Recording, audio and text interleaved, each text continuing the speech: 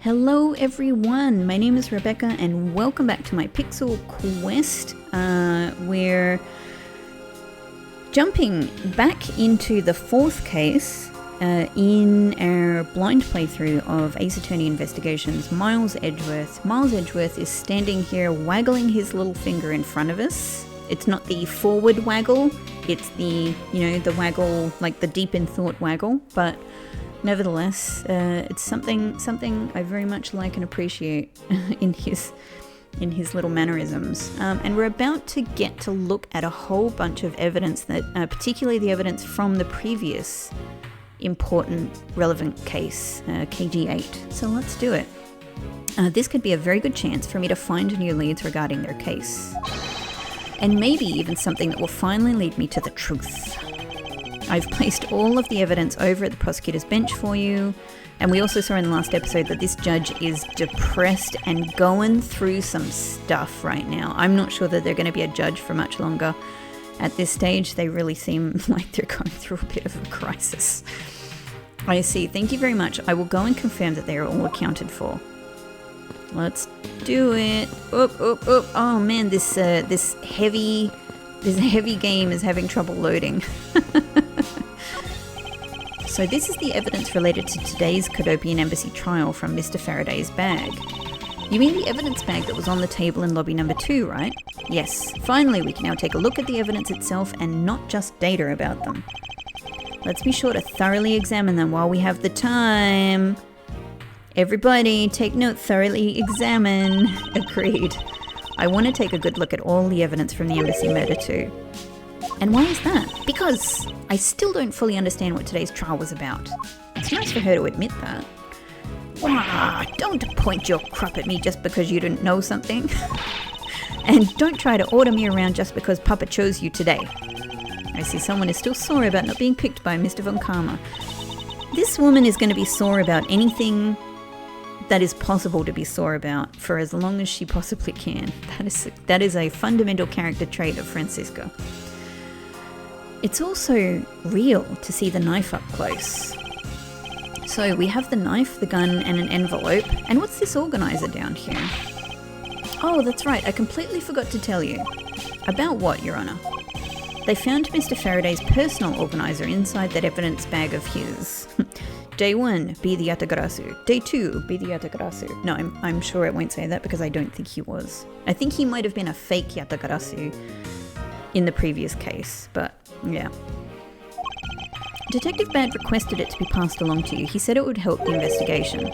Detective Bad said that? What a strange stroke of luck. Well, never look a gift horse in the mouth. We might as well flip through it too. We might as well. Do your job properly. I won't rest until I've inspected every Yeah. I always think there's another sort of like new line of dialogue coming when I start reading that. Alright, let's start with the knife. It's the knife that was used to kill Mr. Faraday. Who would have thought that such a beautiful piece of art could be used for such a cruel act? I don't know, you guys should read any murder mysteries ever. And it's never crossed your mind that you could use your riding crop for the wrong purpose? Oh, is that it? Okay, let's look at the gun. This gun, it was originally used to kill the Cadopian Embassy staff member. When the crime was reported, the responding police found Mr. Rell still holding it, which led to his immediate arrest. And then, this gun took the original shooter's life. How ironic. Indeed. There doesn't seem to be anything else we can learn from this piece of evidence. We just looked at it on the table like that. Mr. Faraday's organizer. It appears he was in the habit of using it. It looks like he wrote his strategy for getting Mr. Rell convicted down in here. Okay, finally some stuff to actually look at. I have collected the evidence I need to prove that Rell was the killer. Between the handgun Rell had on him when he was arrested and the surveillance tape, I should be able to prove that he was the one. Okay. It appears that Mr. Faraday honestly believed that Mr. Rell was the killer in this case. The sound of his handgun going off was recorded with superb clarity on the surveillance video. I also have evidence that I can use to prove that Rell is not the real Yatagarasu. And it would also appear that he had proof that Mr. Rell was not the Yatagarasu. No matter how he may try to play it, as long as I have the Yatagarasu's key, Oh, a key like Kay wears in her hair. I mean, not that that's a real key, but, maybe she has a real key dangling on it. Like there are bits of keys dangling on the big key. What the hell is the Yatagarasu's key? And her name is Kay. I don't know. I can prove he's a phony. If I present it to him in court, it should clear everything up. But I did say many episodes ago, everyone. You may recall. I said, it seems that in some, way, possibly 2 or 3 different ways, they're implying that Kay is the key. Kay will be the key. She's a thief that gets into places. Well, she wants to be a thief that gets into places. I don't know if she's done anything yet. The Yatagarasu is certainly that. As long as I have the Yatagarasu's key, I can prove he's a phony. Okay, and he apparently also had a very definitive piece of evidence. It's been a long battle, and I hope that this will finally bring it to an end. So I guess the whole question to ask is that he had a key. Where is the key? The key has been taken. Maybe that's why they were both murdered. Yes, I believe that Mr. Faraday was well prepared to discredit any claim Mr. Rell may have made about it being the real Yatagarasu, and he had a way to prove that Mr. Rell was the guilty party in the embassy murder. This organizer is a clue straight from Mr. Faraday. I'll have to take my time and give it a thorough read later. Faraday wrote a strategy for winning in here. Look, there's a picture stuck between these pages here. Aha. Okay. I thought it was going to be a big mystery that wouldn't be revealed until the end, but there we go. It appears to be a key. This is an incredibly beautiful object. What the hell? And it has butterflies on it, which are associated with the Kodopian embassy, right? Or at least Kodopia. Because it's on the flag, it's on the knife, and now it's on this key. So like why? And I guess this is one of those things that folds down, like the key part would fold down into the wooden casing there, which is super neat. Really, really lovely object, but why would this be the Yatagarasu's key?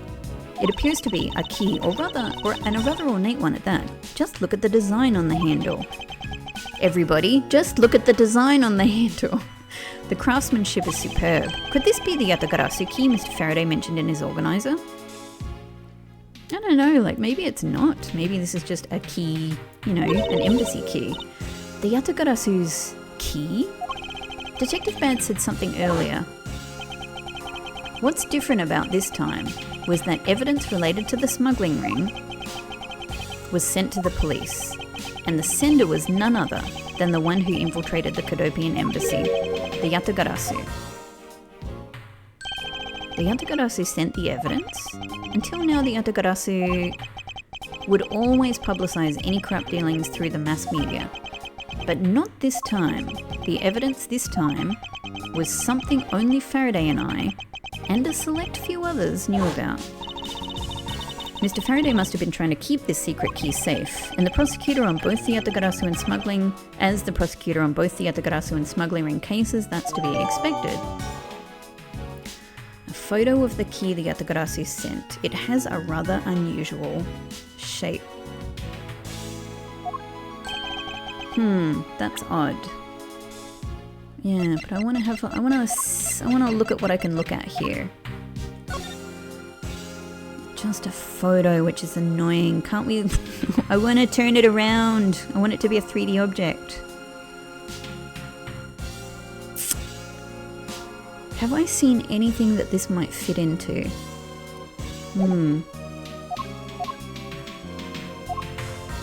Alright. I've collected the evidence I need to prove I was the killer. Handgun, the sound of the handgun. I have evidence I can use to prove. No matter how we might try to play it, as long as I have the key. If I present it to him in court, it should clear everything up. It's been a long battle. I hope that this will finally bring it to an end. That's it. Okay. So there's nothing new that we haven't seen already. That's odd. What is it? Mr. Faraday didn't mention anything about a knife in his organizer. Yeah, that is odd.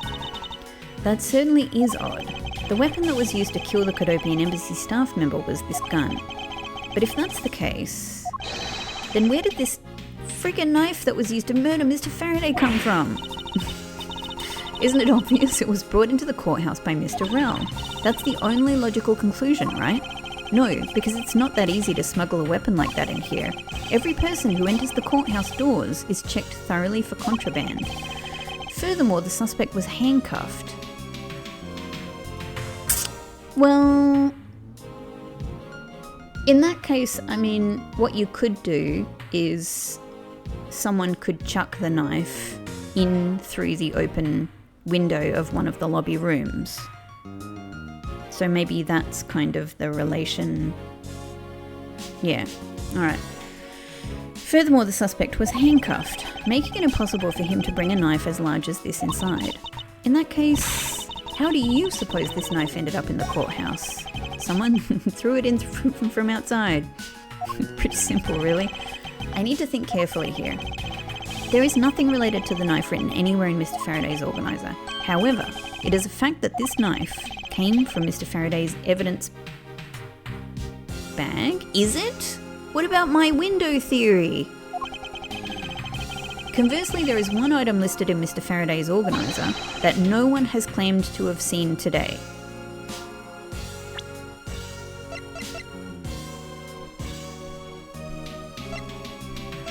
I mean, obviously there's this... Obviously there's a similarity between this and the knife, but... I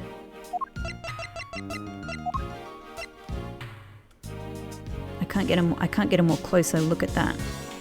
But you know, like not that much. I mean, are they suggesting that maybe they...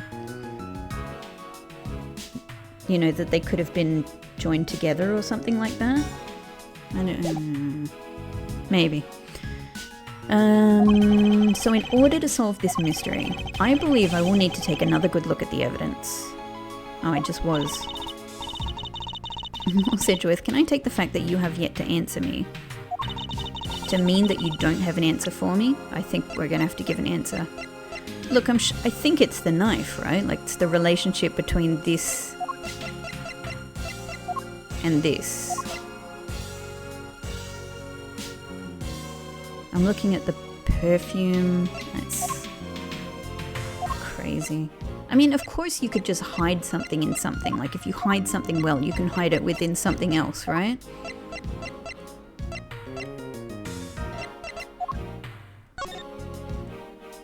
It's just got to be... The knife is the only relationship I can think makes sense. That maybe they were... joined into the one object or something like that, right?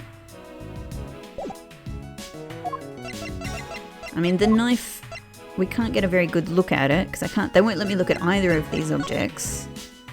I can look at this one, but it doesn't look that suspicious. That said, hang on, they did make us pay a lot of attention to this nib. But otherwise, I've got to say that this does not look like the key in any way whatsoever.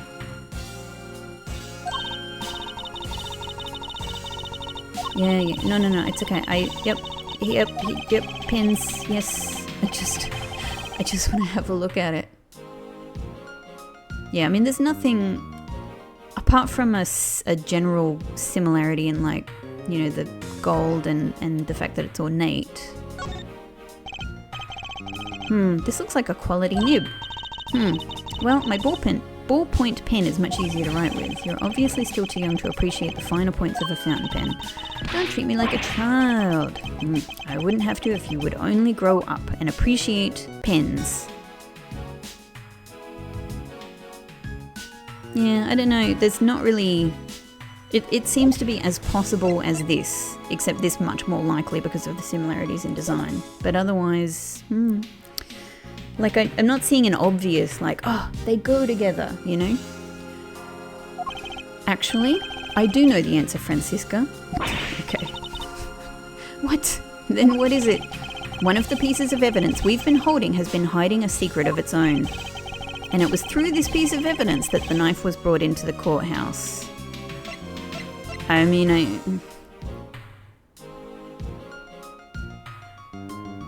on. Whoop. Oh, now I've got all of this knife stuff, all of this pen stuff in here. I'm just trying to go back to exactly what her question was. How do you suppose the knife ended up in the courthouse?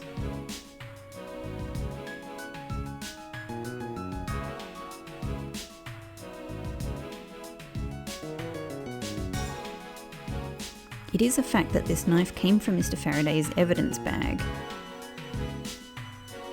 There is one item listed in Mr. Faraday's organizer. So I guess we're saying that it's the key. Whoop. Take that! This Yatagarasu's key Mr. Faraday mentions in his organizer. This is how the knife was brought into the courthouse. You're not making any sense, Miles Edgeworth. You just need to look a bit closer, Francisca, to see what I mean. I'm very curious how this is going to go as well. I mean, I agree, the ornamentation, the colour, a lot of similarities, the butterflies, and yet I can't really understand how these two objects fit together. Like, you could get like maybe instead of the knife part swinging around into this handle, maybe the knife would go into this handle. Or the key goes into the bottom of the knife. Don't the colour and ornamentation of the keys handle remind you of anything? They do remind me of the knife. Very good. Both the Yatagarasu's key in this photo and the murderous knife have this very unique design on their handles. Furthermore, even though Mr. Faraday mentions the Yatagarasu's key, the only object we found at the crime scene was the knife. You don't seriously mean to say that? It appears that you finally caught up. And yes, I do mean to say that these two pieces are in fact one and the same. But that's impossible. Even if that is what you believe, we should still investigate this possibility. Yes, please, show me how these two things fit together. Now then, let us examine this knife in a little more detail. Okay, so I'm guessing I couldn't have done this before. And, there we go. They didn't let me do this before. Yeah. Oh, that's crazy. That's crazy. I can't believe it turned into a key. To be honest, neither can I. I didn't think I didn't think of that possibility. That's pretty cool. That's pretty cool. That didn't occur to me. So you can hold it as a knife, and then you can hold it as a key. Okay. So the weapon used to kill Mr. Faraday is actually the key the Yatagarasu stole. This piece of information is more critical than anything we've learned up until now. Yeah, man, this is everything. Or, well, I don't know if it is everything. It's pretty good. It's pretty good. Frankly, I'm shocked. Yeah, me too. Mr. Faraday only mentioned the key aspect of this piece of evidence in his organizer. It's possible that even he had no idea the key was holding a knife blade inside. I tell you what, I really want to look at that animation again to see how the handle turned into this other kind of handle. I might have to actually look back at the recording because this is what I could. The handles are not the same. I don't know what's going on here. I don't know why this is happening. But if that's true, then only someone who knew about the key to knife trick could have killed Mr. Faraday. Even among law enforcement, this key was top secret. We're looking for someone who knew even more about the key than even Mr. Faraday. Meaning that the only person it could be is the one who sent the key in the first place. The great thief Yatagarasu. Then maybe Mr. Rel really was the Yatagarasu. And he was the one who killed Mr. Faraday. Isn't that one possible scenario? No, not really, especially since Mr. Faraday was absolutely convinced that Mr. Rel was not the Yatagarasu. Besides, as Detective Bad said earlier, but when we questioned Rel about what was sent along with the white card, Rel had no idea what it was. I see. Alright then, I guess the person who knows the trick behind this key is someone else, and that person is the real Yatagarasu. It seems that this key is truly the key to solving this case. Has secret ability to change into the key the Yatagarasu sent. Huh. That knife has turned out to be very interesting. Let's take a look at this. I took a quick look through these documents before the trial started. Well, I wasn't even afforded the opportunity to skim it. I suppose I should explain it to you then. Yes, you should. Perfectly and in its entirety, if you please. On the night of September 8th, an embassy staff member was killed in front of the embassy. Mr. Dead Man. The staff member died of shock due to being shot in the heart. Do you say died of shock in that sense when somebody's been shot in the heart? Is that death from shock? Surely it's death from being shot in the heart. Mackerel was brought in that night as a suspect and thoroughly questioned, because the murder weapon was found on him, for which he was arrested on the spot. A simpleton of a man, that's what he was. What? Oh, that's her, of course. I was like, that's a bit harsh, Edgeworth. Perhaps he was, for the weapon wasn't the only incriminating evidence we had. Mr. Rel was caught in the act on film by a security camera. He was an even bigger simpleton than I'd thought. I can't believe he didn't notice the security camera. The Kodopian Embassy's security system is supposedly very well designed. He may have simply not been aware that there was a camera in the area. I mean, I suppose in general anyone should be aware that an embassy anywhere is probably going to have a lot of security cameras in it. So have you seen the contents of the video for yourself? Not really. We've only sort of seen... well, okay, yes. Look, I haven't. I've only really seen sort of this image in a few various forms. And not even this close up. Yes, the surveillance video the security camera took was played during the trial by Mr. Faraday. You can clearly identify Mr. Rel on it. Even the sound of the gunshot was crystal clear. Look, could have been a balloon, couldn't it? So the footage included sound, huh? I don't think I'd ever want to see the moment of someone's death in real life. It seems like if they're calling attention to the sound to this degree, something might be sus about it. Me neither. That's odd. We're short one piece of evidence, and the piece that's missing is the surveillance video that was played in court. The surveillance video? How could a piece of evidence just disappear? Oh, it happens all the time, Francisca. Where did it go? The video is showing the moment in which Mr. Rel committed the murder.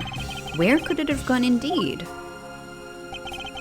Are you done with your inspection of the evidence? Yes, I'm finished. However, Your Honour, I am missing a single piece of prosecutorial evidence. Your Honour, were you derelict in your duties? What? No, I dare not lick my duties. What do you take me for? No, Your Honour, the most important piece of evidence in today's trial, the surveillance video, is not amongst the evidence you laid out for me. But I brought Mr. Faraday's whole bag with me from the crime scene. Maybe the tape is still somewhere at the crime scene. It can't take that much to to imagine that the crime that took place in the crime scene might be the reason that the tape is missing, right? There's something wrong here. Something about this missing piece of evidence. Oh, I love when this music comes in. This is the good stuff, isn't it? When this music comes in, like exciting things are happening in the case, or you know, people are starting to figure stuff out, or people are starting to ask the right questions. It's always exciting, and it's just a great piece of music too. It would appear that for me to find the answers I seek, I will have to pay another visit to the scene of the crime, defendant lobby number 2, and we have a television there. Feels like it's the TV's time to shine. Somehow. Oh, are you kidding? Is this him? Is this a younger version? Or is it like a family member? Okay. We're back in defendant lobby number 2 with our tea set and our bloody bag. That's Detective Bad, but who is he with? I've never seen that officer before. So did you find it? No, not yet, and I've looked everywhere. He's got his theme music with him. I see. Well then, please continue with the search. Understood. I'll continue the search. Heh, so you're the one running this show. Prosecutors like you shouldn't even be allowed at crime scenes. How dare you? Just who do you think you are?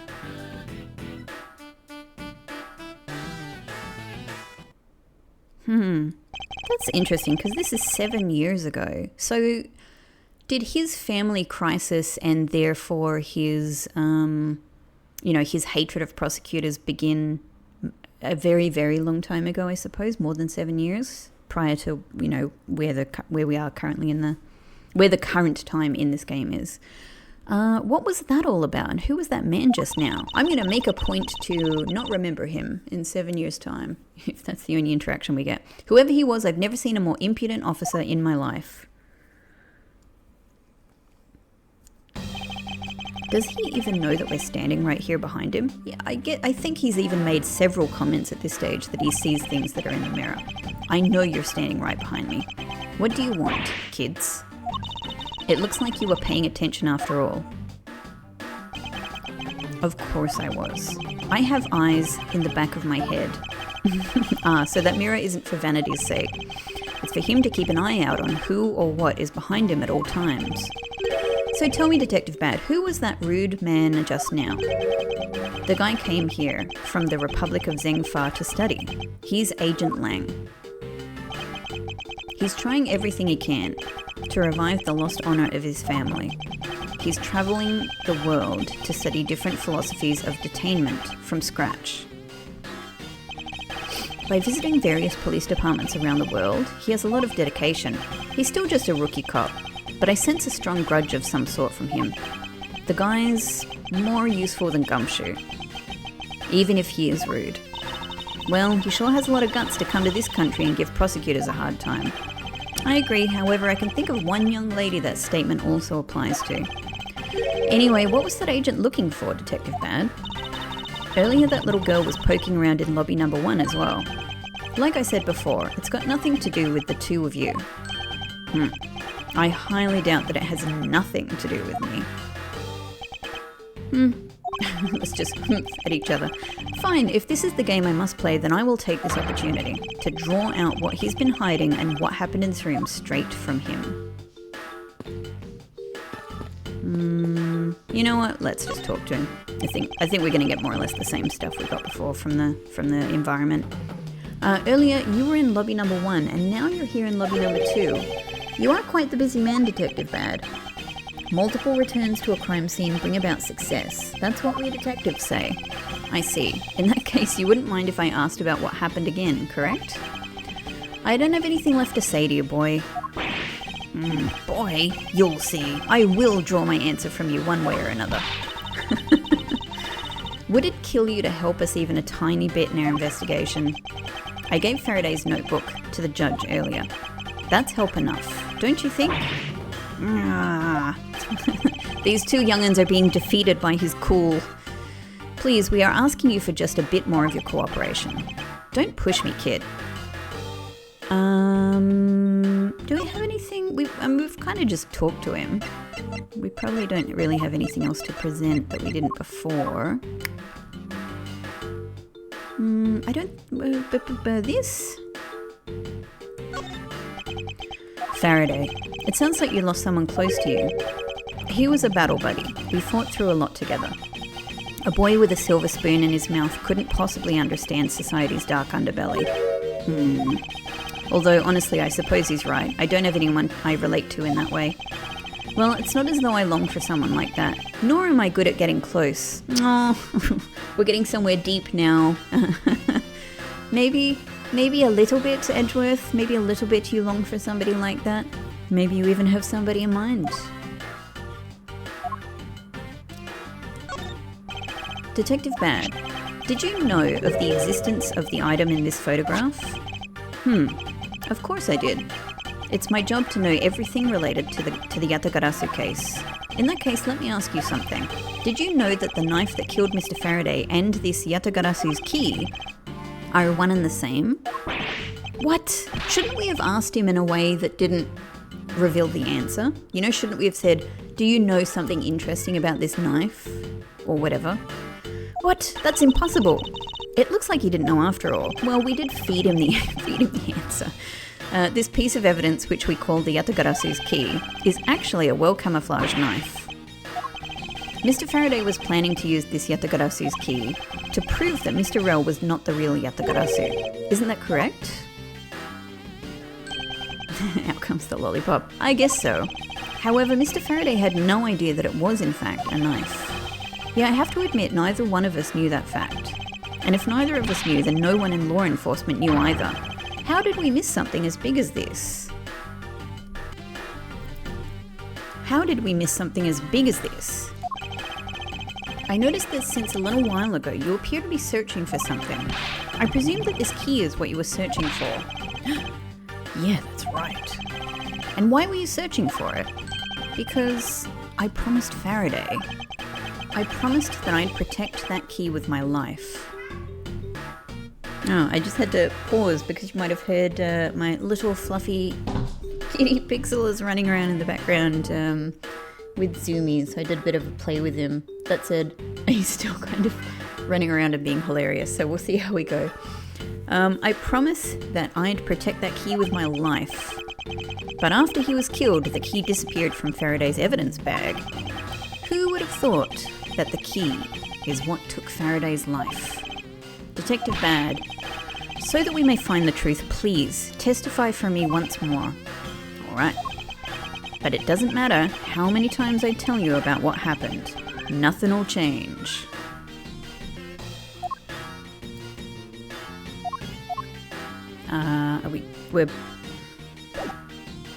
Yeah, okay, we're talking, okay. Detective Bad, I ask that you please testify once more about what happened in lobby number 2 and what you experienced in lobby number 1. My answer is still the same. And this is the last time I'm going to do this. That's fine, because I only need this one last time to clear everything up. So maybe if we had actually asked this before, he wouldn't have agreed to, and we would have actually had to present something to convince him, but we kind of did that already. Okay. And find the truth behind this case. Oh, I like it, a little close-up of his cool eyes. Detective Bad is really likable. I was in lobby number 1, talking with you. We were talking about some trivial things. I heard the gunshot right before the trial was about to reconvene. When we heard it, you and I immediately dashed out into the hallway together.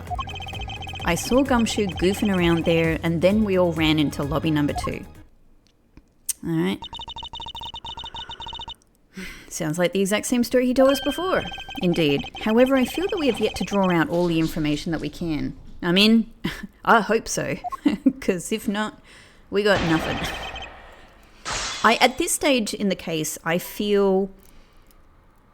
just feel like it's Callisto. Like, I really feel, you know, I would really like it to be Manny, so that, you know, a character I really liked wasn't someone I was going to have to put in jail, but it feels like it's Callisto. It also feels like the Yatagarasu is Callisto, so I don't know. But maybe we actually just don't know who the Yatagarasu is. Like, maybe the actual Yatagarasu will only kind of show up in the next case. I don't know, you know? Like, a lot of things are going to come together in the last case. Yeah, let's see. Detective Bad's movements. I was in lobby number 1 talking with you. We were talking about some trivial things. Well, trivial things sounds exactly like something I need to know about. I was hoping you could expand on it. Exactly what you were discussing with Miss Yu. Trivial stuff. It was nothing important. That's for me to decide. He probably respects this. We're pushing back. But then again, he's a bigger fish than we are right now. Alright, I suppose that's for him to decide. Moving on then. Oh no, we gave in. We should have kept pushing. I heard the gunshot right before the trial was about to reconvene. Until you heard the gunshot, did you notice anything else that was out of the ordinary? I didn't hear any other strange sounds until that gunshot. If the gunshot Detective Bad heard was really the one from the murder, that would give the other piece of evidence an entirely different meaning. Hang on, if the gunshot Detective Bad really was the one from the murder, that other piece of evidence, okay. I ask that you please amend your testimony with that statement just now. Sure. If they're amending the statement, then that's the statement. I didn't hear any other strange sounds until that gunshot. Okay, so I'm guessing... Oh, I didn't mean to press that. Whoops. I was trying to present. Detective Bad, I think that we've got to present the balloon. Detective Bad, you honestly don't remember hearing anything else? Yeah. Is it possible you were so involved in your conversation that you missed something? I've been a detective for a long time, and even if I were involved in something, I've got quite the habit of keeping tabs on everything that goes on around me. If there had been some other strange sound, you can be sure I would have heard it. Alright. I suppose with this detective, that's probably very likely. So the gunshot. I need to go back. Alright, here we need to present. Bam. Objection! You better believe I've got an objection. Detective Bad, does this balloon fragment remind you of anything? That's kind of a strange question to ask. It's the same colour as the one Kay was holding. Oh, okay, fair enough. All right, it's the same colour as the one Kay was holding. Oh, so you knew about that girl's balloon? Yeah. I was sitting with her up in the gallery. During the recess, just before we split up, I filled that balloon up for her. You filled the balloon up with... Because that was a helium balloon. That wasn't a human breath balloon. I know that's kind of a gross way of putting it, but that's what it is. That balloon was filled with helium. Where the hell did you get helium? Well, as you may have already surmised, this piece did indeed come from Kay's balloon. So, what about the balloon? I wonder if you might remember hearing this balloon pop at some point. What are you getting at? This fragment was found in the hallway right in front of lobby number 2. Furthermore, it was the sound of this balloon popping that the judge mistook as a gunshot. Oh? So the sound that the judge heard was not actually a gunshot, huh? On top of that, His Honour said that he heard the balloon pop about 20 minutes before the trial was to reconvene. Yeah, that's exactly it. So, this happened a decent, amount of time before. Yes, which means that His Honour heard the balloon pop in the hallway when you were in lobby number 1, Detective Bad. And if you were in lobby number 1 at that time, you were close enough that you should have heard the balloon popping as well. So? Well, don't give me a so. We just proved that there is a flaw in your testimony. The crackling of the truth is louder than the sound of your sweet naivety cracking. Didn't think that one through. And since you kids don't seem to know, let me fill you in on something. Did you ever stop to think why the doors and walls of this place seem so rugged? See, this is exactly what I was thinking. Like, what possible explanation could there be for this apart from, like, soundproofing, But then, of course, if these rooms are very, very well soundproofed, then how do we explain the gunshot? That's because they were designed to keep secrets from being leaked. What is that supposed to mean? The doors and walls are super thick. The window panes are double layered. The windows were opened, which, could be the explanation for how the sound travelled, but it wouldn't travel out into the hallway. To top it all off, even the curtains are made of a special sound-absorbing material. Wow, jeez. Then you mean... Since I was shut up inside lobby number 1, there was no way I could have heard that sound. No! Nah. I knew that's what he was going to say. Then that means that Scruffface's testimony is completely useless. If the rooms are soundproof, then of course he wouldn't hear any sign of a struggle. No! That's also why it's only natural that I didn't hear the balloon popping. Now do you get it, kids? But what about the gunshot then? Miles, I thought we were supposed to be the ones finding flaws in his logic, not the other way around. The other way around?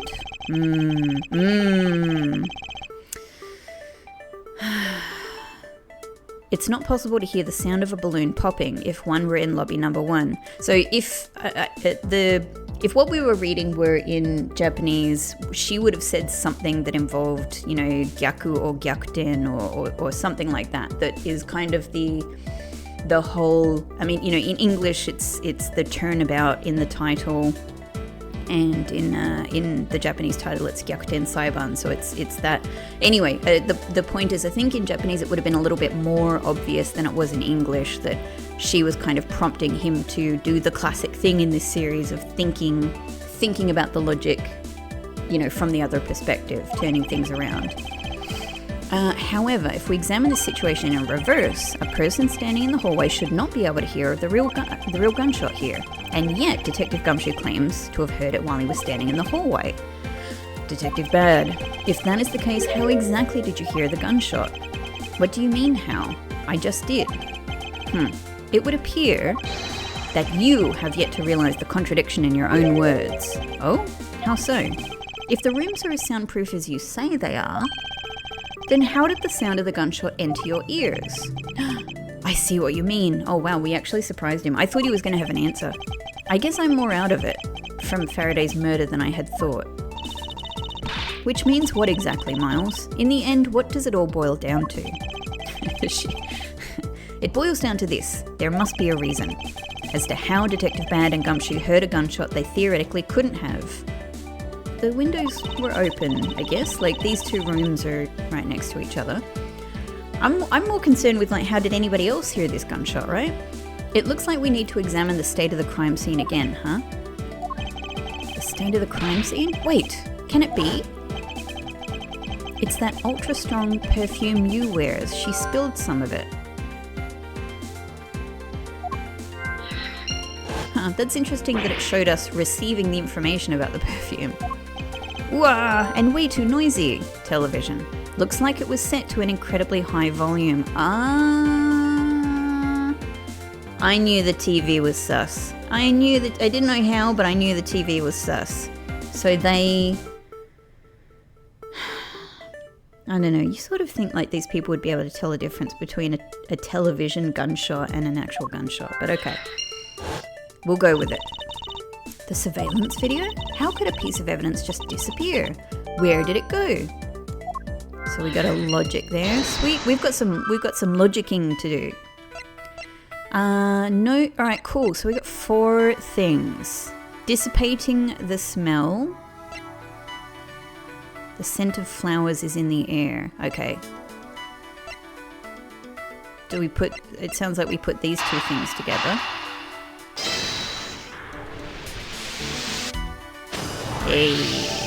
It's simply not possible for the killer to have escaped through barred windows.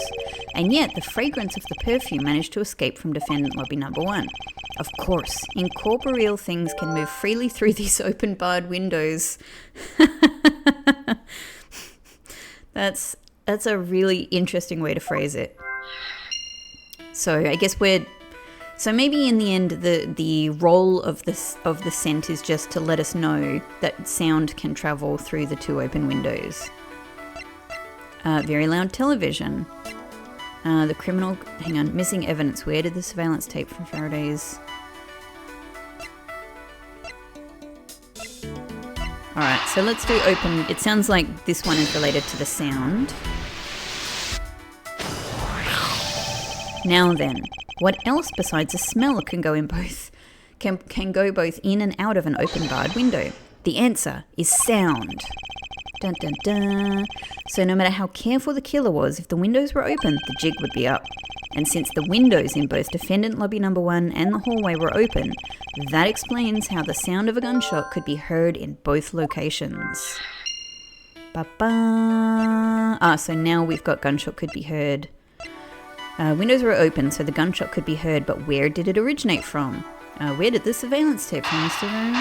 Here we go.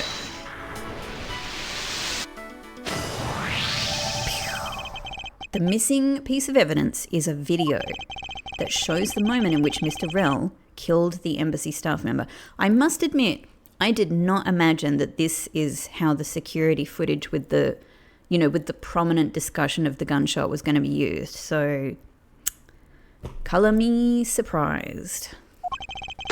The sound of the gunshot left quite an impression on me when it was played during the trial. The video should have been returned to Mr. Faraday's evidence bag for the recess and brought back here. If it disappeared after that time, then it's possible that the tape is still here in this room.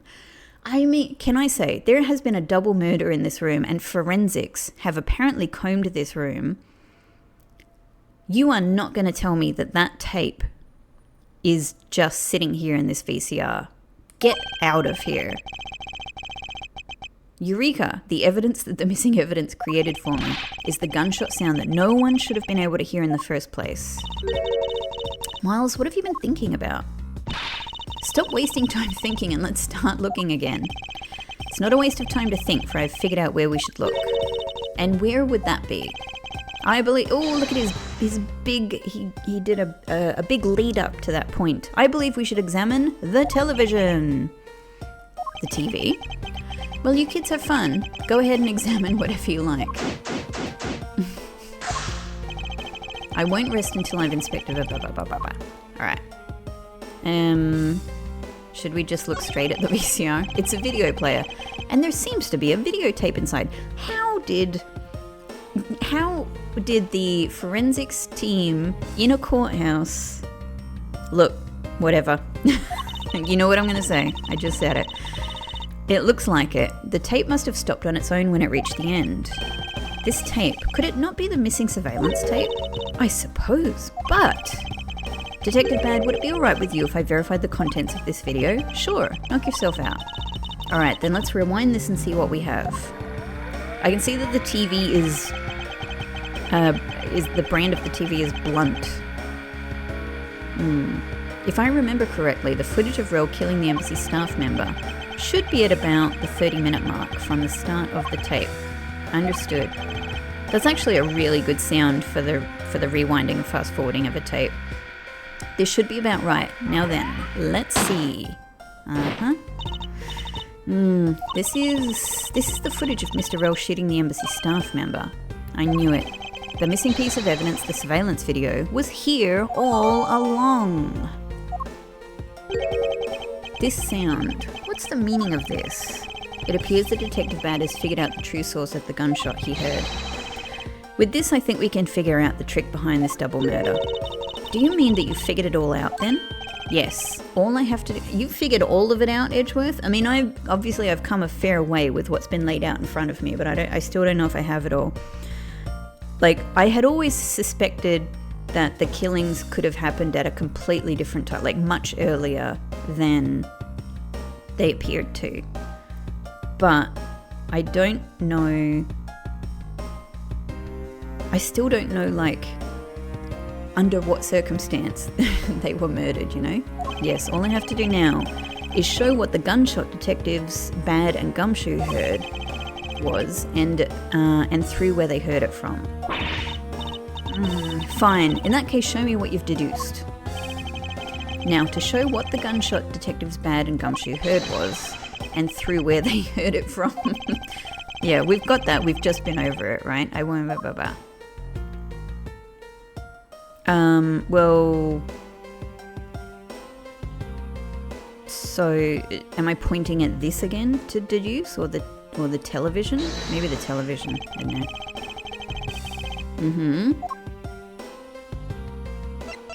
I mean, we just worked this out, so this seems slightly redundant, but okay. This piece... Oh, no, it's not. Oh, whoops. I was just pressing all of the buttons, like, trying to get through this. Okay, fair enough. Look, we know roughly what it is. It's just like, what exactly do they want me to point towards, right? I need to calm down and think it through once more. I know, I'm kind of just guessing about how this... Do we just do the window... Do we just do the window in the tape, maybe? Right? If the door and windows to the crime scene, namely this room that we're in, were closed, the killer could have used the gun and no one would have been the wiser. That's true. This courthouse does seem to be well designed for such a thing, as it were. However, what happened in reality was Detective Gumshoe, Detective Bad, and Ms. Yu, all three of them heard the gunshot. Well, the windows in lobby number 2 and number 1 and number 2 and the hallway were open. So naturally the people in those locations could hear it. But then why would the criminal open the window in the first place? To allow the gunshot to be heard, I suppose. Correct. That's the only logical conclusion we can draw from this. But why was that necessary in the first place? I want a real answer, Miles. I demand satisfaction. Very well. I believe that the killer wanted to manipulate our perception of a certain fact. When the crime took place. Faux show. The killer wanted to fabricate the time of death to their precise wishes. And they used the gunshot in the surveillance video to do so. So, I mean, we know it doesn't, I don't know how much extra time there, like obviously there was a time within this case where these two guys were alive. So, you know, presumably they were just killed earlier in this kind of immediate timeline. It can't be that much earlier.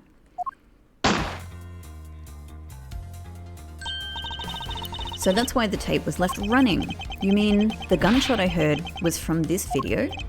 Yes, which means that the murders really occurred at an earlier time than we thought.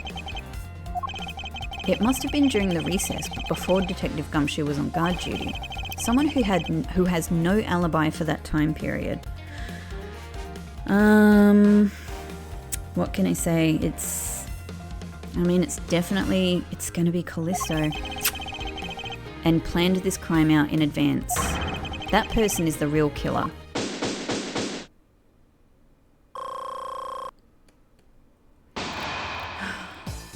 What on earth is going on though? Like that I don't, what's the relationship with Manny?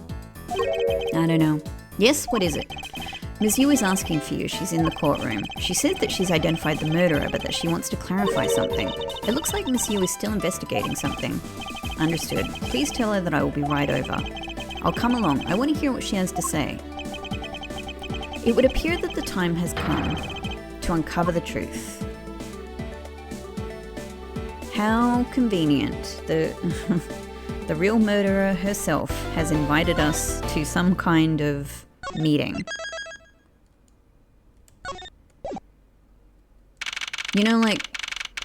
I suppose, the tiny little chance that this is someone else at this stage, like let's say Manny, you could say, okay, well, maybe if we change the time of the murder, does Manny have an alibi? But, as I think Detective Bad said, everyone has been watching that guy because he's already a suspicious person. Like, there's no way he would have made it into the lobby without everybody keeping an eye on him. Time for a sip of my tea.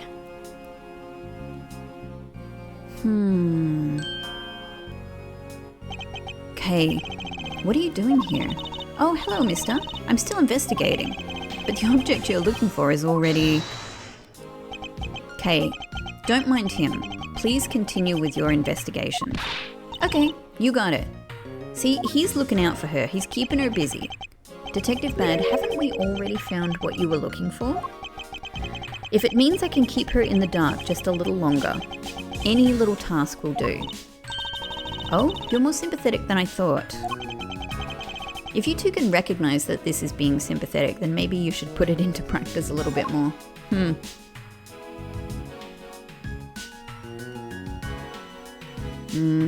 We're coming after you, Callisto. I've been waiting for you, Edgeworth.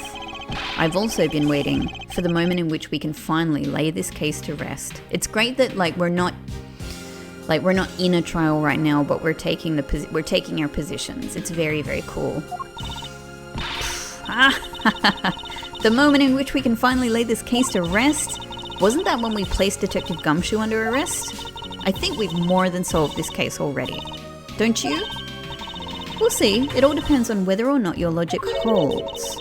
Oh, I see we even have a viewer in the gallery. And why even Mr. Bad is here. A viewer in the gallery? I'm hardly just a bystander. I have a duty to see this case through to the end, no matter how it turns out. Oh, is that right? Anyway, I thought you might like to hear what I've slaved away to find out. I've taken statements on every single person's movements. during the time when our suspect was in the hallway. I also confirmed that there is no possible route of escape from lobby number 2. Therefore, the killer must without a doubt be Detective Gumshoe. And that's all you have? Yeah, that's all there is to my conclusion in this case. Sorry, but I beg to differ. In a trial, there is always time for a rebuttal, and we are standing in a court of law. It'd be more than appropriate to follow the rules of court, and in this case, it'd be more than appropriate to follow the rules of court in this case, don't you think? How absolutely like a rookie to think such a thing. But alright, I'll play along and give you a proper testimony. If my logic is correct, then I've already won. All I have to do now is to prove it, by showing who the real killer is. Ms. Yu's argument. Everyone sans the suspect has an alibi for when the gun went off. I'm actually just really looking forward to when we kind of take the first proper shot, you know? Like, when it becomes, like, at the moment I'm sure she sort of suspects where things are going, but I think it'll be nice when we sort of take the gloves off, you know? Furthermore, the areas around the crime scene have all been thoroughly investigated, right? I also confirmed that there is no possible escape route from lobby number 2, which leaves us with one unshakable conclusion that Detective Gumshoe is the killer. Oh ho ho. Oh ho ho. Now that you have your testimony, I expect a good rebuttal, Edgeworth. But of course, Callisto, it is coming. There is no need to confront her logic head-on right now. I should instead focus on drawing out any trump cards she has up her sleeve. Oh, thank you for the tip. I was going to go head-on, so fair enough. So I guess essentially he's asking us to kind of press everything until we get a bit of extra information that we might need for, yeah, maybe even future parts of this. The suspect, but I thought that Detective Gumshoe's alibi has already been proven. Are you joking, Edgeworth? I assure you this is no joke. Look, I know you heard from the judge earlier that the detective was in the hallway with Mr. Faraday's daughter eating a Swiss roll. Yes, that is correct. But see, that was 20 minutes before the real gunshot went off, right? And the problem is there's no one else who can corroborate what he did since the snacking. I see she's done her research well, which means that I should focus on drawing out whatever trump card she's withholding. Yes, that's what I'm doing. I'm doing that bit by bit. Hold it! Let's press the next one. Whether they have been thoroughly investigated or not is for me to decide. The scrunched eyebrows and lines on your forehead are back. Anyway, if you believe it hasn't been exhaustive, the crime scene, lobby number 2, has no way out other than the hallway Detective Gumshoe was standing in. And because he claimed to be there, that makes him the only possible suspect. But isn't it also possible that someone escaped through a window and into the garden? That's the first place everyone looked silly. The police aren't a bunch of lazy bums. They looked into... I beg to differ, because they didn't find a freaking tape that related to a previous, a previous murder in the VCR in the very room, like a meter away from the two bodies. So I kind of think maybe they are lazy bums. Isn't that right, Mr. Bad? Yeah. There wasn't a scrap of evidence to suggest someone used one of the windows. There also weren't any footprints or anything in the courtyard garden. I suppose they really did check everything that could be relevant to the case. No, they didn't. We have evidence that they didn't. No possible escape route. Are you absolutely positive that there are no possible routes of escape? Of course I'm sure.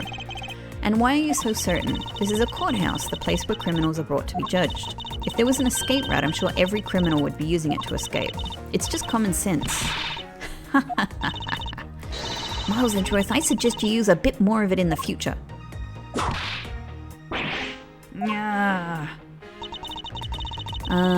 So the unshakable conclusion that Gumshoe is the killer. You may think it's unshakable, but to me, there are still too many unanswered questions. For example, who was it that placed the gun in Mr. Faraday's hand? But you're the only one still wondering that. Detective Gumshoe probably had no idea which hand Mr. Faraday used to write with. Even if you know someone, it doesn't mean you'll know which hand they write with, right? I mean, I certainly don't care about that sort of thing.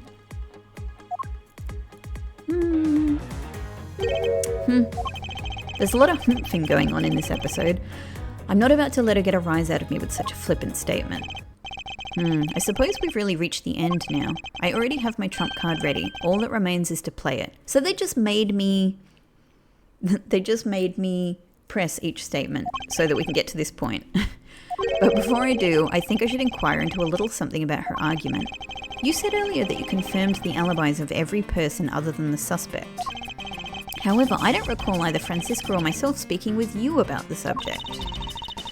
But there were witnesses. For you, there is your mentor who gave you an alibi. I see. As for the little miss, she came to the courthouse during the recess and was stopped by a security guard at the door to the hallway. She gave him quite a whipping for that, or so I heard. I'm the daughter of Manfred von Karma, and I will not be forcibly stopped by a guard or a bailiff or anyone else. Wait, so basically the only reason Francisca bothered to show up today was because she found out that I was to be the replacement prosecutor? By the way, Ms. Yu, I mean, maybe she's looking a little suspicious at this point. What about everyone's alibis before Detective Gumshoe was assigned to guard duty? What about them? Have you looked into what people were doing during that span of time? What kind of an idiot do you take me for? It doesn't matter what when the killer went into lobby number 2. From the time we heard the gunshot to the time Mr. Bad and I arrived on the scene as we dashed from lobby number 1, the only person who could have committed the crime was Detective Gumshoe. Yes, let's talk about when you and Detective Bad heard the gunshot, shall we? I suppose that if we go by your logic, then Detective Gumshoe is the only one. However, man, let's pull out this trump card already. We've had it for ages.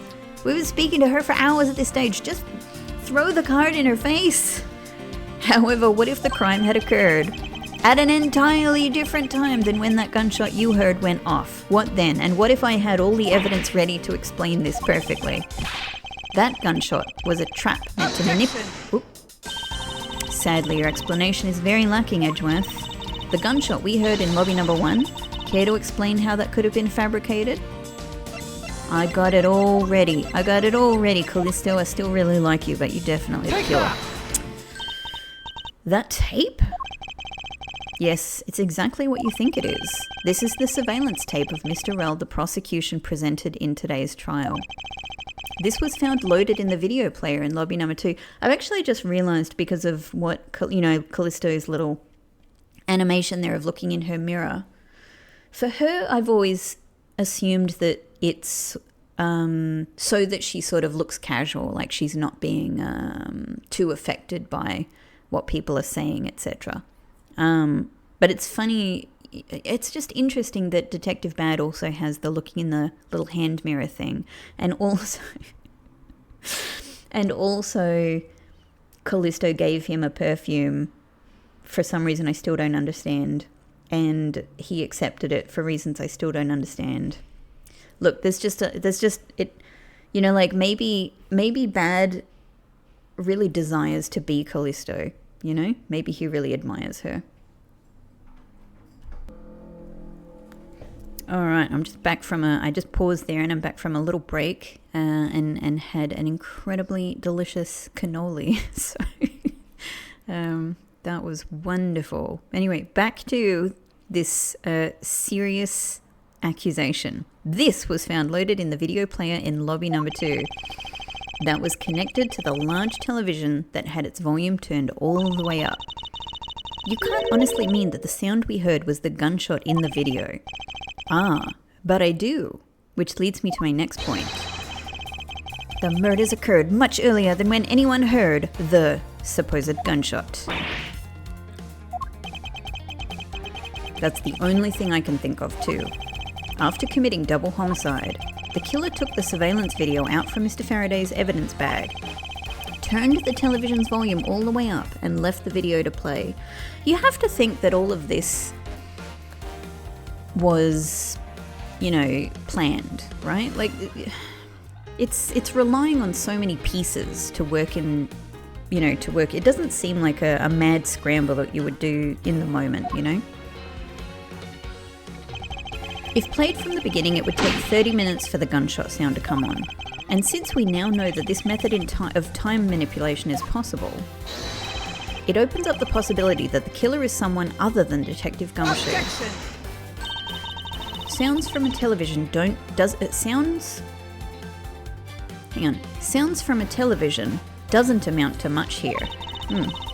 But of course, Mr. Prosecutor Edgeworth and little Miss Von Karma already knew that much from the very beginning, right? Of course we knew, didn't we, Miles? Yes, of course. We know about the soundproof quality of this courthouse's rooms. Of course, I'm not about to admit we had no idea until only a little while ago. That's right. And if the rooms are soundproof, then we should not have been able to hear it. And yet, we heard the gunshot clear as day. And? That's it. End of story. But it's not... but it's not. I was actually distracted because I was thinking to myself what she's doing here. Like, if this is her kind of starting to panic animation, her being chased animation, what will happen when we really, dig the knife in? Like, and I was thinking, is she gonna like stab this into her eye? Which is pretty dangerous, pretty risky. How should I explain why she was able to hear a gunshot from the soundproof room? Well, what do you mean? We've already discussed this many times. Why would we say anything else? There is actually one common point between lobby number 1 and lobby number 2. And it is that despite the fact that both rooms have air conditioners installed, a window was open in each. Now, we know that the window in lobby number 2 was opened by the killer. However, a window in lobby number 1 was also opened. It's probably just coincidence that they were both open at the same time. Yeah, but even if you follow that line of reasoning, they were still open, right? And so therefore, the time of the murder, is in question. It's another There's so many humps. It was no mere coincidence, I assure you. Why was the window open in lobby number 1? The answer is that a certain person did something to cause the window to be opened. And the person who triggered that action, that person is the real guilty party. The real killer in this double murder is... I was hoping it wasn't so. Take that! Miss Callisto Yu, I hereby formally indict you of the murder of Mr. Faraday and Mr. Rell. What? Am I the only one who came to this conclusion? Oh, okay. Well, that's much safer than stabbing yourself in the eye with her eyeliner or whatever it was. That said, it didn't look like an eyeliner brush, did it? Or maybe meant to be a what do you call it? One that you use on your eyelid. You know what I mean? Eyeshadow. You indict me? Are you serious, Miles? Why do you think she's the killer? I don't understand her motive just yet. I mean, I have an inkling about where it comes from, like where it stems from, but I don't understand it either. But of course I'm serious, because she is the only one who could have done it. Well, Ms. Yu, do you still feel like laughing now? Of course I do, Edgeworth. My argument must not be tight enough yet. Although I never thought things would spiral into this, but I'll have you know I'm enjoying this dance. Quite a bit. I guess this means it's time for my own rebuttal now, right? Here we go. Miss Yu's rebuttal. You argue that the window was opened. However, do you have proof it was I who did that? Furthermore, do you have proof that the tape was used in committing the crime? Frankly, I'm shocked at you for going around and accusing people of murder like this, especially with logic as full of holes as yours. This is where it really starts. I mean, actually we know that she didn't open the window in lobby number 2, but she caused the window to be opened. I mustn't let my guard down for even a second, or the truth will blow away.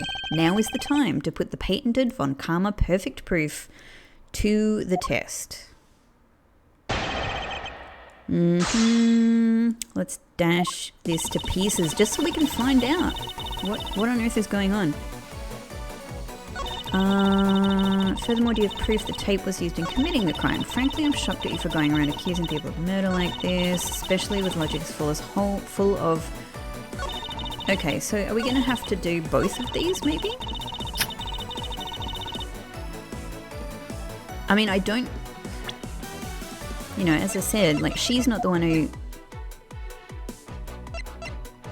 Perfume given too bad by you, same perfume as the one spilled in lobby number 1. It's not really doesn't really feel direct enough. What do we have on the tape? Video of the embassy staff members murder. The gunshot is especially memorable. Okay. We might have to do some pressing. Let's actually start with this one. I thought I just proved that it was. Sure, you proved that the tape was there at the scene of the crime. However, that doesn't prove it was actually used in said crime. Unfortunately for you, Ms. Yu, the fact that the tape was there at the crime scene is in itself very important. How so? Drink every time they say By the very existence of that tape at the crime scene, it proves the possibility that the when of the crime could have been fabricated. That's what I'm saying. And that possibility alone renders all alibis and witness reports irrelevant. Basically, it means that we will need to re-examine every person's movements again. Yeah, you know it's true. Whether the tape was used in the crime or not, that we can re-evaluate afterwards. So in conclusion, you're admitting that you can't prove that it was at this point. I mean, kind of true. So what if we do the previous one? Evidence? All I'd need to do is have some prints analysed and we'd know straight away. There it goes again. Be my guest. She sounds as though she has the room to manoeuvre. As though she has room to... she has the room to manoeuvre, which means even if we were able to lift prints, they'd only show it was someone else. But why that someone else was forced to open the window? That's simple logic. Why don't I try presenting that piece of evidence? I have nothing to lose. What's wrong? Scrunched eyebrows, lines on your forehead, they're all back. More importantly, are you going to be okay not running a fingerprint analysis? Yes, I'll be fine. I'll manage. Thank you for worrying about me. Oh, well, in that case, I'll just continue with my testimony, alright? Alright, so, I mean, they're telling me to present it, even though it doesn't really sound like it's directly calling from it from the text alone. I'm sure you've seen this before, haven't you, Miss Yu? Ah, Edgeworth! I never knew you were into wearing that kind of perfume. It's not exactly what I'd recommend for boys, you know? Boys can wear perfume. And Edgeworth would probably does. He's a man who cares about his appearance. This isn't mine. That's right, it's mine, and I received it from Detective Bad, you see. Ms. Yu, you can pretend all you like, but we know at least this much is for sure. That you were the one who gave this bottle of perfume to Detective Bad. And that you're super easy to rile up? Hang on. Oh, so she's saying that's something I know. Okay, so what about the perfume? While you were in lobby number 1, you made a big show of spilling some of the perfume. And that's according to Detective Bad. Oh, I know. You also knew that if you spilled it, he would naturally move to open a window. Come now, I've already told you that's all just a big coincidence. After we opened the window in lobby number 1, I just left it open, you know? So maybe it was just dumb luck that we heard the gunshot through the window. The timing of when you were going to spill the perfume is something you could control. And the most important fact about this case is when people were made to hear the shot. Furthermore, it would have been pointless if you didn't have an alibi for yourself at the time. You mean... Ms. Yu, you were the one who called Detective Bad into lobby number 1 when you saw him bring Detective Gumshoe into the hallway. Is that correct? All of today's premeditated events could only have been thought up by you, Ms. Yu. She don't like that. Grr. You accuse me of murder on the fact that I spilled a little perfume. Well, allow me to say this much. I couldn't have killed Mr. Faraday. Would you care to testify as to why? Look, I've had a lot of fun today, really, but I grow weary of this game of cat and mouse. Let's make this last testimony and wrap up this absurd case once and for all. Maybe we shall. Maybe we shall wrap this up once and for all, Callisto. Why, it couldn't be me. Accusing someone of murder over a spilled bottle of perfume is a bit over the top, but I suppose forgery of evidence is to be expected of a disciple of Von Karma. Gloves off! She's fighting back! I wonder what he's going to think about this. In any case, it simply could not have been me who killed Mr. Faraday. After all, I don't even know where the knife that was used to kill him came from.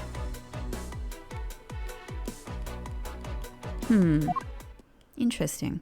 Well, so we know that the key is going to come into play. Miles, her testimony. It's flawless. Francisca, I'm surprised at you giving up this easily. Yes, but no matter what sort of trick she may try to pull, she won't escape me. And if I'm lacking in information, I'll just draw it out of her.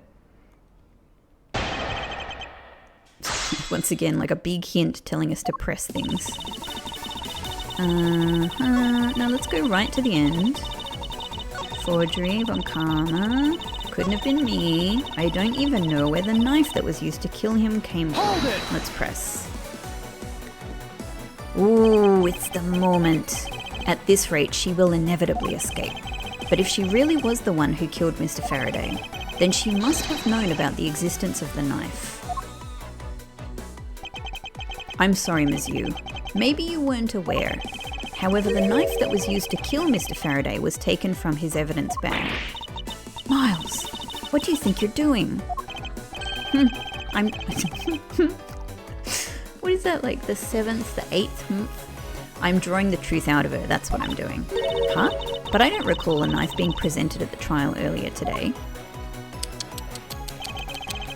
Well, I suppose that's because the evidence was something Mr. Faraday had yet to use. So that's what you're trying to do. Look, why don't you cut it out with the lies? I've already figured you out. There was no knife inside Mr. Faraday's evidence bag. The only evidence he had yet to present was the key the Yatagarasu had sent. And unless a key can magically turn into a knife, you really don't have a leg to stand on. Did you really think you could trap me? Come now, be honest. Heh, I never intended to do such a thing. It was all a misunderstanding on my part. In any case, I wonder if you might append what you just said to your testimony. Sure, why not? I'll even say it as many times as you'd like. There was a key in his evidence bag, but you can't kill anyone with a simple key. I mean, but let's not forget that somebody can pretend not to know something. It's just funny that she's specifically saying, how can a knife turn into a key? And this specifically says, has secret ability to change into a key. Objection! I'm very curious how this is going to play out. Ms. Yu, I wonder if you might take a look at this photo for me. This is a picture of the key the Yatagarasu sent to the police.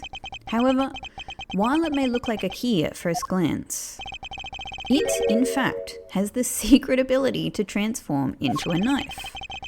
Which means that what was inside Mr. Faraday's bag was both the Yatagarasu's key and the murderous knife. You knew that the key was inside Mr. Faraday's bag, did you not? Yes. Well, with the Yatagarasu's key alone, it's more than possible to kill Mr. Faraday.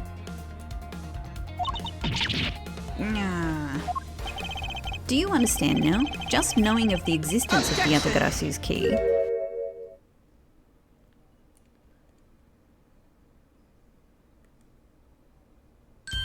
That was a nice little pause. I still haven't had a good look at it. Showing it to me from that far away, you could be lying for all I know. You would, even now, still feign ignorance.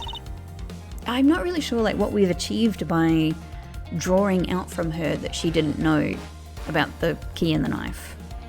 I'm not feigning anything, but we can't have you accusing me of a crime with false evidence now, can we? I mean, Mr. Von Karma, I've heard some very interesting rumors about him. Are you mocking my papa? Don't you dare sully the good name of my mentor. Edgeworth, no! Now take a good look. This piece of evidence is more than real. Wow, who knew there was such a trick to this thing? ... Are you satisfied now? Edgeworth, what is what is our plan here? But of course you knew from the very beginning, didn't you? You knew that the knife and the Yatagarasu's key are one and the same. See, this is the thing. I feel like we've sort of lost a position of strength that we had. Anyway, I guess it's going to be achieved some other way. But yeah, otherwise someone like you, who isn't a member of law enforcement and who would never have been privy to this trick, would have never known about it to begin with. Furthermore, the something that the Yatagarasu sent to the police. How did you have knowledge as to what it was? Actually, I heard it from Mr. Faraday. Just before he dragged Mr. Rell off, he told me. Oh, that's right, I almost forgot. He also told me about the key turning into a knife at that time. Hang on, that's not what I meant to do. This one.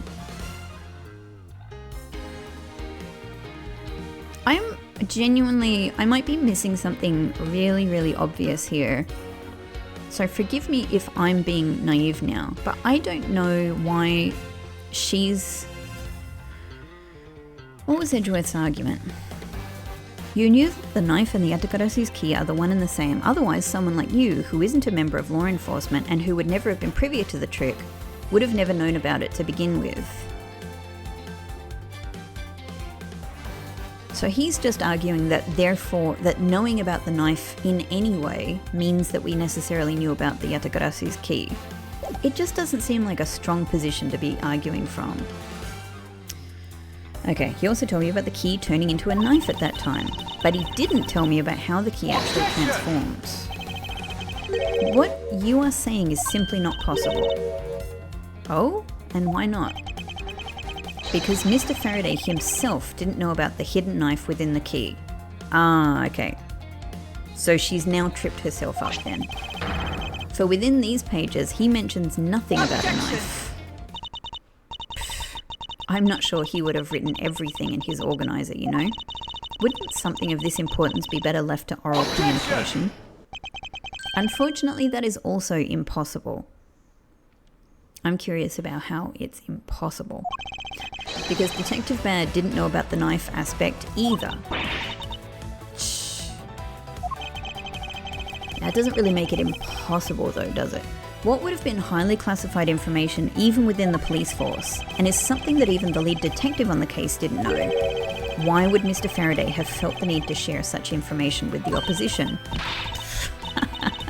Yeah, I guess he wouldn't have much of a reason to. Looks like I gave a pretty lame excuse, huh? How can you laugh at a time like this? She probably just realized the flaw in her logic and is actually in a panic over it. But that's not something we need to concern ourselves with. I suppose you're right. Monsieur, I'd like to state that I also know how you know the real nature of the knife. Do you now? Well, why don't you put your money where your mouth is and show me? Oh, I will. And I'll wipe that smile off your face by the time we're through. Oh, he's getting a little emotional. This is it, the moment of truth. The secret behind the Yatagarasu's key. And on this point, I will have to leave this episode here before we, I don't know, maybe we finally do kind of the big final slap across the face, the big final push of the evidence. Maybe we're just about to break her down properly. It seems like it, but it can be hard to tell in these games. So I'm not really sure exactly what's in front of us. But Callisto's downfall is a-comin'. And I suspect the end of this case is not too far off. So maybe we're looking towards wrapping this up in the next episode and possibly even beginning the next case, the final case, where everything is finally going to come together. So thank you so much for watching, and yeah, I'm looking forward to it. I hope you're looking forward to it too. See you then. Bye-bye.